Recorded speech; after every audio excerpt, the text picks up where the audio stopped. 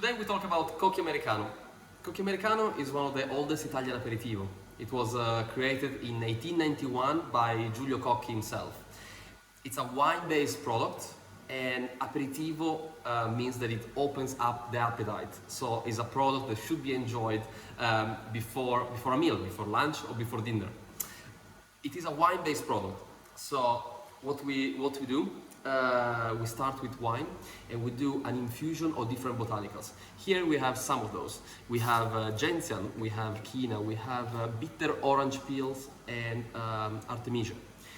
After we do this extraction, hydroalcoholic extraction, we filter it and we get all the different tinctures, botanicals extraction we call them. We add all these tinctures, we are talking about more than 20 different botanicals, 20 different herbs, flowers, roots, barks. We add them in the wine, we let it rest, we add a touch of sugar, a touch of alcohol, and here we go. This is how a natural aperitivo is made.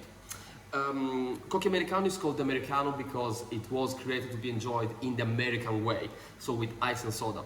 So still nowadays, that's exactly the aperitivo of Asti. A little bit of Americano, a little touch of soda, a gentle stir here, and an orange drink. Now, this is what now we call a spritz. It's an aperitivo. But at the same time, Cocchi Americano can be enjoyed in many different cocktails because it adds structure to a cocktail, because at the same time it has sweetness, it has bitterness and a touch of acidity. So it adds literally flavor and structure.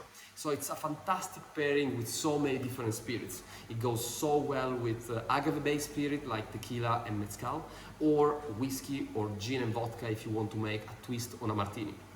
So here we go. Cocchi Americano for you. Ciao from Cocconato. Salute.